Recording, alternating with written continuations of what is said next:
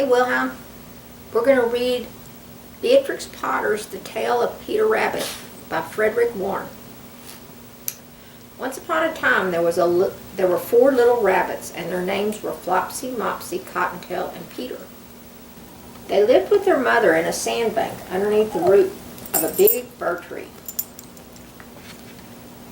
"Now, my dear," said old Mrs. Rabbit one morning, "you may go into the fields or down the lane, but don't go into Mr. McGregor's garden. Your father had an accident there. He was put in a pie by Mrs. McGregor. Now run along and don't get into mischief. I am going out." Are you still with me? Then old Mrs. Rabbit took a basket and her umbrella and went through the wood to the baker's. She bought a loaf of brown bread and 5 currant buns. Flopsy, Mopsy, and Cottontail, who were good little bunnies, went down the lane to gather blackberries. But Peter, who was very naughty, ran straight away to Mr. McGregor's garden and squeezed under the gate. First he ate some lettuces and some French beans, and then he ate some radishes. And then, feeling rather sick, he went to look for some parsley.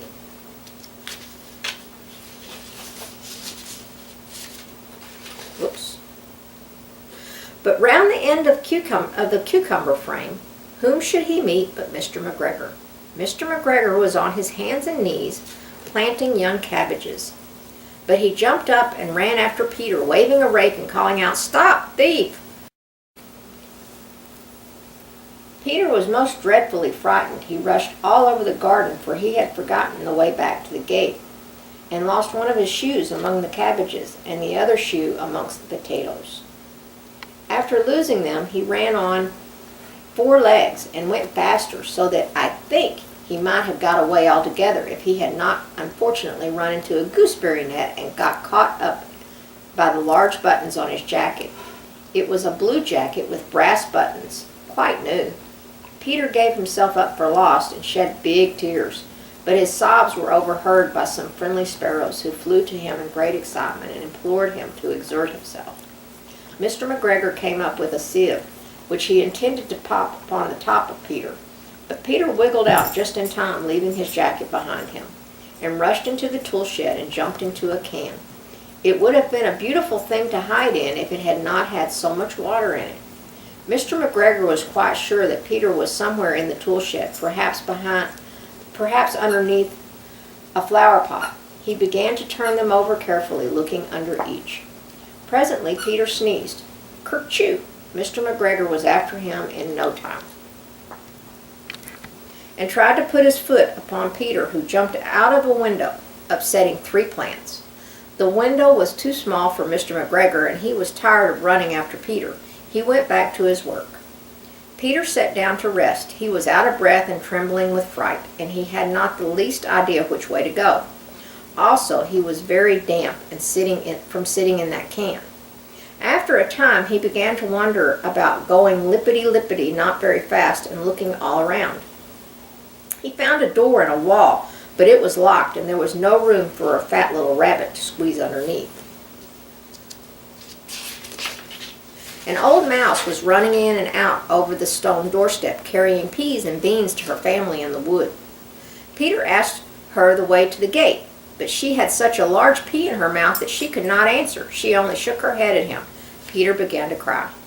Then he tried to find his way straight across the garden, but he became more and more puzzled. Presently he came to a pond where Mr. McGregor filled his water cans. A white cat was staring at some goldfish, and she sat very, very still, but now and then the tip of her tail would twitch as if it were alive. Peter thought it would best to go away without speaking to her. He had heard about cats from his cousin, little Benjamin Bunny. He went back towards the tool shed, but suddenly, quite close to him, he heard the noise of a hoe. Scritch, scratch, scratch, scritch. Peter scuttered underneath the bushes, but presently, as nothing happened, he came out and climbed upon a wheelbarrow and peered over. The first thing he saw was Mr. McGregor hoeing onions. His back was turned towards Peter, and beyond him was the gate. Peter got down very quietly off the wheelbarrow and started running as fast as he could go along a straight walk behind some black currant bushes. Mr. McGregor caught sight of him at the corner, but Peter did not care. He slipped underneath the gate and was safe at last in the wood outside the garden.